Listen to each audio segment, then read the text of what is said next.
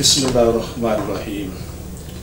इन्नल्लाह व मलाइकतहु युसल्लूना अलन नबी या अय्युहल्लज़ीना आमनु सल्लु अलैहि व सल्लिमु तस्लीमा। अल्लाहुम्मा सल्लि अला मुहम्मद व आले मुहम्मद। मोहतरम नाज़रीन, मैं हूँ आपका मेज़बान हकीम Dilshad Hussain Tabassum, member American infertility association USA। मोहतरम नाज़रीन, हस्ब साबिक आज भी हमारे पास ढेरों मुफीद मालूमात मौजूद हैं जो बेऔलाद मरीज़ों के लिए यकीनन एक उम्मीद का पैगाम होंगे।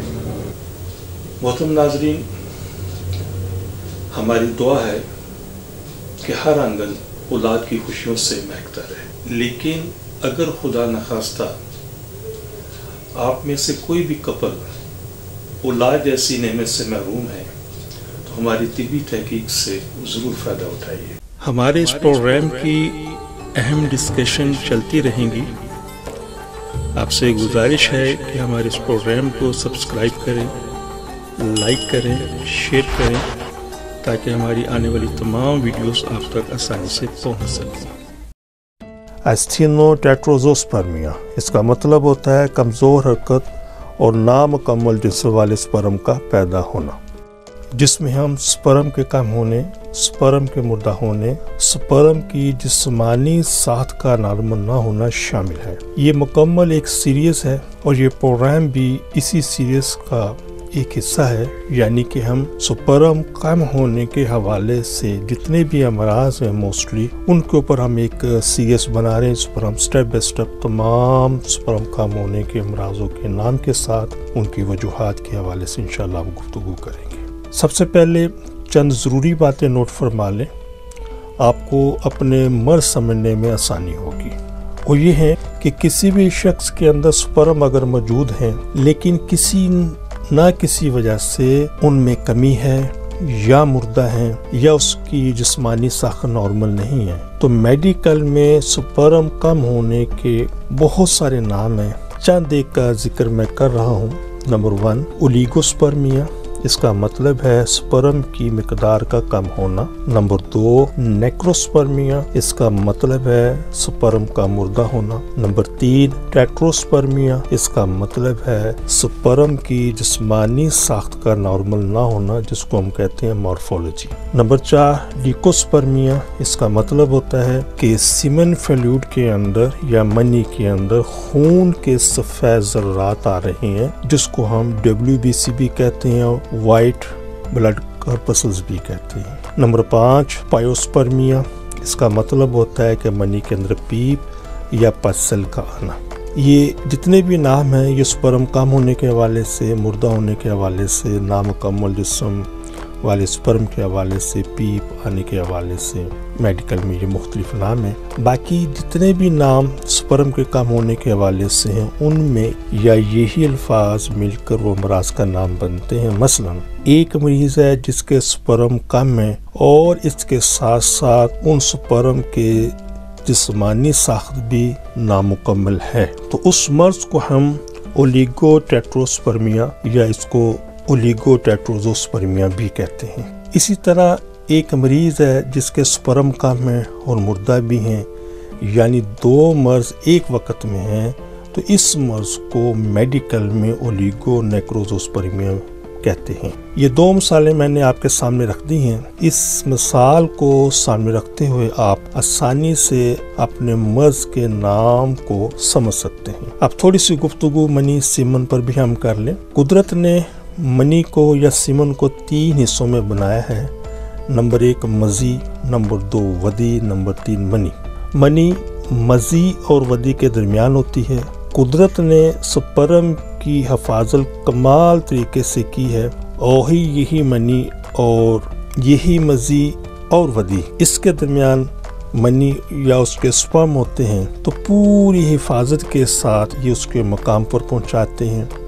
फिर यही मज़ी और वदी उस रास्ते की, ये पूरे रास्ते की सफाई करते हैं और उसके pH को भी नॉर्मल करने का सबब बनते हैं। तो ये बड़ी लंबी डिटेल है, यहाँ मैंने सिर्फ मुख्तसर अर्ज़ कर दी। इंशाल्लाह फिर कुछ अपने प्रोग्राम में مزید ودی اور منو کو موضوع بحث بناؤں گا۔ منی جسے ہم سیمن کہتے ہیں، جسم کے مختلف حصوں میں گلینڈز میں تیار ہوتی ہے، پھر اکٹھی پینس کے راستے ایک ہی وقت میں ڈسچارج ہو جاتی ہے۔ جن جگہوں پر منی سیمن پیدا ہوتی ہے اس کی مختصر تفصیل یہ ہے: number 1 testes, number 2 prostate gland, number 3 pituitary glands جو ہارمونز بناتی ہے اور وہاں سے ہارمونز بھی خارج کرتی ہیں، نمبر 4 کوپلس گلینڈ، اس کے ساتھ سیمینل ویسلز ہیں۔ اس کی تفصیل پھر کسی پروگرام میں انشاءاللہ میں بتاؤں گا۔ اس کے ساتھ ایک اور نظام کو سمجھ لیں۔ میں یہ ساری گفتگو اس لیے کر رہا ہوں، چھوٹی چھوٹی باتیں کر رہا ہوں، تاکہ وہ لوگ جن کے سپرم کم ہیں، جن کے سپرم مردہ ہے، جن کے سپرم جسمانی ساخت ٹھیک نہیں ہے یا جن کے سپرم بہت سلو موومنٹ کر رہے ہیں، تو تھوڑی سی ان چیزوں کی اہمیت کو ذرا سامنے رکھیے گا، بہت ساری چیزیں انشاءاللہ آپ کو سمجھ آ جائیں گی۔ تو یہاں پر ایک بہت بریک نقطہ سمجھانا چاہتا ہوں، تو انشاءاللہ بہت ساری چیزیں آپ کو سمجھ آئیں گی کہ ایک مرد جب انٹرکورس کرتا ہے تو جس جگہ پر وہ سپرم پاس کرتا ہے وجائنل کے اندر، تو وہاں سے ایکس تک کا جو سفر ہوتا ہے وہ تقریباً، اگر ہم سپرم کی جسمانی ساخت کو اگر ہم سامنے رکھتے ہیں تو یہاں سے وہاں تک تقریباً 25 کلومیٹر کا سفر بنتا ہے۔ اگر ہم ایک خشخاش کے دانے کو 1000 پر تقسیم کریں تو ایک سپرم کا سائز نکل آتا ہے۔ تو یہ وجائنا سے اور ایکس تک کا جو سفر ہوتا ہے یہ 25 کلومیٹر سفر ہوتا ہے۔ تو اتنی چیز کو اس انداز میں سمجھیں کہ ایک انسان ہے جس نے مسلسل 25 کلومیٹر تیز بھاگنا ہے، پیدل نہیں چلنا، تو مسلسل اس نے 25 کلومیٹر بھاگنا ہے، تو اندازہ کریں کہ کتنی طاقت، کتنا سٹیمنا اس کو چاہیے ہوتا ہے۔ یہی کام سپرم کے حوالے سے ہے کہ اس نے 25 کلومیٹر تیز بھاگنا ہوتا ہے، اور بہت کم سپرم ایکس کے پاس پہنچنے میں، مطلب ایکس کے پاس پہنچتے بہت کم سپرم رہ جاتے ہیں۔ پھر قدرت نے ایکس کے اندر بھی ایک نظام رکھا ہے، اور وہ یہ ہے کہ دنیا کے اندر جو سکین کا جو نظام ہے یہ سائنسدانوں نے ایکس کے نظام سے ہی اپنا لیا ہے، اس سے ہی یہ ماخذ ہے۔ اس کا مطلب یہ ہے کہ جس وقت سپرم ایکس کے گرد چکر لگا رہا ہوتا ہے تو ایکس کے اندر جو نظام موجود ہے وہ ایک ایک سپرم کو سکین کر رہا ہوتا ہے، اس کی پوری فزیک کو، اس کے اندر پورے نظام کو سکین کر رہا ہوتا ہے، اور ایک ایک سپرم کو وہ ایک نام دے رہا ہوتا ہے۔ اب جس وقت جتنے بھی 5 سپرم ہے، 10 سپرم ہے، 15 سپرم، 20 سپرم ہے جو ایکس تک پہنچنے میں کامیاب ہو جاتے ہیں، تو ایکس اس کو مانیٹر کر رہا ہوتا ہے، اس کو سکین کر رہا ہوتا ہے، تو ایک ایک سپرم کو وہ ایک نمبر دیتا ہے۔ جو سب سے صحت مند سپرم ہوتا ہے تو اس کو وہ ایک سگنل بتاتا ہے کہ تم نے انجیکٹ کرنا ہے، میرے اندر داخل ہونا۔ تو یہ ایک نظام ہے۔ یہ مختصراً میں نے اس پر تھوڑی سی وضاحت کر دی ہے، صرف اس چیز کو سمجھانے کے لیے کہ سپرم کو صحت کے حوالے سے، طاقت کے حوالے سے، فزیک کے حوالے سے کتنا مضبوط ہونا چاہیے۔ تو انشاءاللہ جتنا اچھا وہ ہوگا طاقت کے حوالے سے، موومنٹ کے حوالے سے، پریگنینسی کے اتنی ہی زیادہ چانسز ہیں۔ تو یہ میں نے مختصر عرض کر دی۔ انشاءاللہ پھر کسی موقع پر اس پورے نظام کو انشاءاللہ موضوع بحث بناؤں گا، جس میں اس پوری تفصیل عرض کروں گا۔ پروگرام کچھ میرا لینتھی ہو گیا، اس کے لیے معذرت خواہ ہوں۔ سپرم پیدا کرنے والے وہ تمام اعضاء جو اس سے پہلے میں ذکر کر چکا ہوں، بشمول اس میں پورا ہارمونز کا نظام ہے، اس کے کسی ایک نظام یا کسی 2 نظام کے اندر خرابی سے سپرم کے اندر کوئی نہ کوئی پرابلم سامنے آ جاتی ہے۔ اگر ان نظام میں جس میں سپرم پیدا ہوتے ہیں اور وہ تمام نظام جو سپرم پیدا کرنے میں حصہ لیتے ہیں، ان میں کسی ایک نظام میں اگر خرابی شدت کے ساتھ آ جائے تو پھر سپرم بننے کا عمل رک جاتا ہے، یا پھر سپرم بنتے ہی نہیں۔ اس مرض کو ہم میڈیکل میں ایزوسپرمیا کہتے ہیں۔ پھر اس ایزوسپرمیا کی بھی بہت ساری اقسام ہیں، تو ایزوسپرمیا سیریز کے اندر میں نے ان سب کی تفصیل وضاحت کے ساتھ کر دی ہے۔ اور اگر سپرم پیدا کرنے والا نظام جہاں پہ سپرم پروڈیوس ہوتے ہیں یا جہاں پر سپرم سٹور ہوتے ہیں، ان میں اگر خرابی شدت کے ساتھ نہ ہو تو پھر سپرم کم پیدا ہوتے ہیں، مردہ پیدا ہو سکتے ہیں، یا ان میں ان کی جسمانی ساخت کے حوالے سے کوئی نہ کوئی پرابلم آ سکتی ہے، ان کی رفتار کے حوالے سے کمی ہو سکتی ہے۔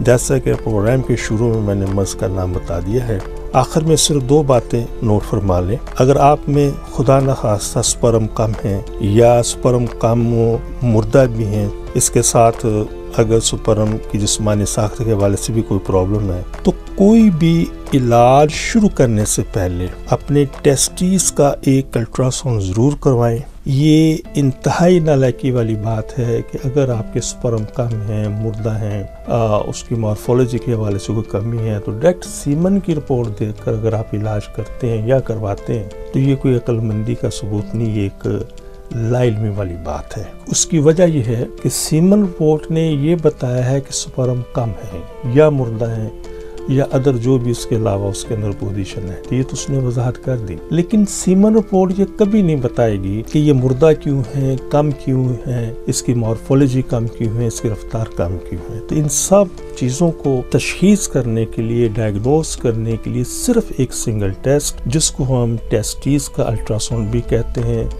سیکیوٹرل الٹرا ساؤنڈ بھی کہتے ہیں، سکوٹرم الٹرا ساؤنڈ بھی کہتے ہیں، یہ ایک سنگل ٹیسٹ 95% مریضوں کی تشخیص کرنے کے اندر کارآمد ہوتا ہے۔ ٹیسٹیز کا الٹرا ساؤنڈ دو طرح کے مارکیٹ میں اویلیبل ہیں، ایک عام الٹرا ساؤنڈ ہے جس سے ہم بلیک اینڈ وائٹ بھی کہتے ہیں، اور ایک الٹرا ساؤنڈ ہے کلر جس کو ہم ڈوپلر کہتے ہیں۔ تو کوشش کریں اگر ہو سکے تو کلر ٹیسٹس کا الٹرا ساؤنڈ کروائیے، اور اگر یہ سہولت آپ کے نزدیک میسر نہ ہو تو آپ black and white ultra sound کروا کر بھی اس مرض کی تشخیص کر سکتے ہیں۔ بہت سارے دوست فون پہ رابطہ کرتے ہیں کہ ہم لیبارٹری میں گئے ہیں، ان کو یہ ٹیسٹ سمجھ نہیں آتا یا وہ کہتے ہیں ہم نہیں کرتے، تو گزارش یہ ہے کہ جو لیبارٹریز ہوتی ہیں ان کے پاس عموماً الٹرا ساؤنڈ کی سہولت موجود نہیں ہوتی، تو یہ کسی کلینکس میں آپ کروائیں گے یا کسی بھی آپ ہاسپٹل میں یہ آپ کروا سکتے ہیں، تو وہاں سے یہ ٹیسٹ ہوتا ہے۔ تو یہ ایک سنگل ٹیسٹ آپ کے سپرم کم ہونے یا سپرم سے متعلقہ جتنے بھی امراض ہیں اس کو مرض کی نشاندہی کر دے گا، اور انشاءاللہ پھر ہمیں علاج کرنے کے اندر آسانی ہوگی۔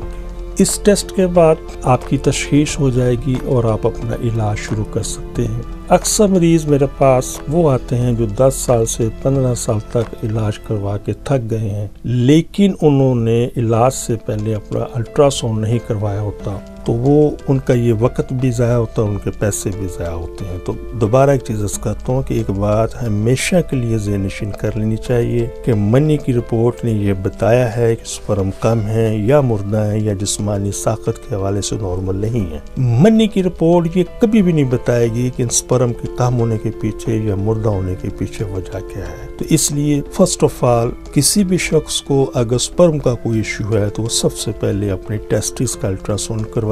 تو یہ ایک سنگل ٹیسٹ آپ کو آپ کے اس مرض کی نشاندہی کر دے گا کہ آپ کے ہاں ایسا کیوں ہو رہا ہے یا کن امراض کی وجہ سے آپ کے سپرم کم ہے۔ اب ہم چلتے ہیں اگلے مرحلے میں، الٹرا ساؤنڈ کے بعد والے مرحلے۔ جس وقت ہم الٹرا ساؤنڈ کروا لیتے ہیں تو الٹرا ساؤنڈ کے اندر بہت سارے امراض ایسے بھی سامنے آتے ہیں جن میں آپریشن ضروری ہوتا ہے، جیسے ہائیڈروسیل ہے، ویریکوسیل ہے، ایپیڈیڈمل سسٹ ہے۔ تو یہ ان تمام موضوعات کے اوپر یوٹیوب پر میرے پروگرام موجود ہے، وہاں سے آپ یہ دیکھ سکتے ہیں کہ ہائیڈروسیل کیا ہے، ویریکوسیل کیا ہے، ایپیڈیڈمل سسٹ کیا ہے، اور بھی بہت ساری چیزیں یہ آپ دیکھ سکتے ہیں۔ تو یہ سب چیزیں الٹرا ساؤنڈ کے بعد ہی ڈیٹیکٹ ہوتی ہیں یا واضح ہوتی ہیں۔ اسی طریقے سے الٹرا ساؤنڈ جب ہو جاتا ہے تو بہت سارے وہ امراض جن میں آپریشن کی ضرورت نہیں ہوتی تو اس سے وہ سامنے آ جاتے ہیں کہ ان امراض کی وجہ سے سپرم کم ہے۔ تو ساری گفتگو کرنے کا مقصد یہ ہے کہ شکر الحمدللہ عرصہ 38 سال سے زیادہ عرصے سے ہم ان تمام امراض کا علاج کہ جن میں آپریشن کی ضرورت ہے ان کا علاج، جیسے ویریکوسیل ہے، ہائیڈروسیل ہے، ایپیڈیڈمل سسٹ ہے، شکر الحمدللہ ہم بغیر آپریشن کے ان کا کامیاب علاج کر رہے ہیں۔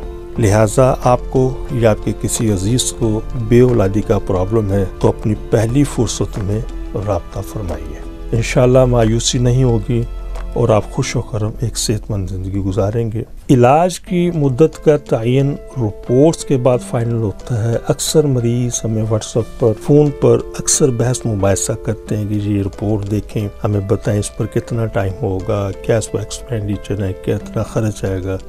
تو بڑی ادب سے گزارش ہے کہ کچھ لوگوں کی رپورٹ سے ان کی جو زندگی کا پچھلا حصہ ہوتا ہے اس کو اگر ہم سامنے رکھ کر کچھ مریضوں کی چیزیں فائنڈ آؤٹ ہو جاتی ہیں کہ انہیں مرض کیا ہے، کتنے عرصے کی انہوں نے علاج کی ضرورت ہے، کیا ایکسپینڈیچر ہے، لیکن تمام مریضوں کی رپورٹس دے کے یہ تعین کرنا ممکن نہیں ہوتا۔ اس لیے اپنی پہلی فرصت کے اندر کوشش کریں کہ ٹائم لے کر اپنی رپورٹس کے ساتھ تشریف لائیں تاکہ ایک مکمل تشخیص کے بعد آپ کو اس کی مکمل رہنمائی کی جا سکے۔ اندرون ملک اور بیرون ملک میں مقیم تمام خواتین حضرات سے گزارش ہے کہ میرا واٹس ایپ نمبر سکرین پر آ رہے ہیں، آپ اپنی تمام رپورٹ واٹس ایپ کر کے مجھ سے فری مشورہ حاصل کر سکتے ہیں، اور جو خواتین حضرات خود تشریف لا سکتے ہیں تو وہ میرے واٹس ایپ اور فون نمبر پر وقت لے کر تشریف لائیں، مکمل رہنمائی کی جائے گی۔ آپ میرے لاہور ہیڈ آفس میں روزانہ ملاقات کر سکتے ہیں۔ اس کے علاوہ آپ راولپنڈی، ملتان، سیالکوٹ، فیصل آباد، سرگودا، حیدرآباد اور کراچی میں بھی وقت لے کر ملاقات کر سکتے ہیں۔ ان میں سے ہم نے کچھ شہروں کے اندر اپنے وزٹ سٹارٹ کر دیے ہیں، اور باقی ماندہ جو سٹی انشاءاللہ ان میں بھی ان قریب ہم بہت جلد انشاءاللہ اپنے وزٹ سٹارٹ کر دیں گے، اور اس کی انشاءاللہ ہم پوری تشہیر بھی کر دیں گے۔ تو مزید کسی بھی رہنمائی کے لیے آپ مجھ سے ڈائریکٹ میرے فون نمبر اور واٹس ایپ پر رابطہ کر سکتے ہیں۔ میں نے اس مختصر ٹائم کے اندر کوشش کی ہے کہ آپ کو 3 چیزیں میں سمجھا سکوں۔ پہلی بات، سپرم کیا ہے، کہاں پر پیدا ہوتا ہے اور اس کی کس حد تک اہمیت ہے، اور اس کے اندر کوئی بھی اگر کمی آ جائے کسی بھی حوالے سے ہمیں تشخیص کرنے کے لیے کون سا راستہ اپنانا چاہیے۔ جس وقت ہم یہ پروسیس کر لیں تو ہمیں اس پہ علاج میں آسانی ہو جائے گی۔ تو ایک دفعہ پھر مزید اگر کوئی بھی آپ مجھ سے رہنمائی حاصل کرنا چاہیں تو میرے واٹس ایپ اور فون نمبر مجھ سے آپ رابطہ کر سکتے ہیں۔ بہت ساری دعاؤں کے ساتھ اللہ حافظ، السلام علیکم۔ محترم ناظرین، ہماری دعا ہے کہ ہر آنگن اولاد کی خوشیوں سے مہکتا رہے، لیکن اگر خدا نخواستہ کوئی بھی کپل ابھی تک اولاد جیسی نعمت سے محروم ہے تو ہماری طبی تحقیق سے ضرور فائدہ اٹھائیے، اور وہ خواتین حضرات جنہیں ڈاکٹر حضرات نے IVF، IUI، ICSI یا دیگر کسی بھی حوالے سے ٹیسٹ ٹیوب کا مشورہ دیا ہے، تو ہماری ان سے بڑی مؤدبانہ گزارش ہے کہ ان تمام چیزوں سے، ان تمام سلسلوں سے پہلے ایک مرتبہ ہم سے ضرور کنسلٹ کریں، انشاءاللہ ان چیزوں کی ضرورت باقی نہیں رہے گی۔ اب میں آپ سے اجازت چاہوں گا اپنے اس پروگرام سے، تو دوبارہ ایک پھر عرض کرتا چلوں کہ اگر کسی بھی حوالے سے اگر کوئی چیز آپ پوچھنا چاہیں تو آپ مجھ سے فون پر رابطہ کر سکتے ہیں، یا وقت لے کر میرے کلینک پر تشریف لا سکتے ہیں۔ اپنی دعا میں یاد رکھیے گا۔ بہت شکریہ۔ السلام علیکم ورحمۃ اللہ وبرکاتہ۔ پاکستان زندہ باد۔ آپ سے گزارش ہے کہ ہمارے اس پروگرام کو سبسکرائب کریں، لائک کریں، شیئر کریں، تاکہ ہماری آنے والی تمام ویڈیوز آپ تک آسانی سے پہنچ سکیں۔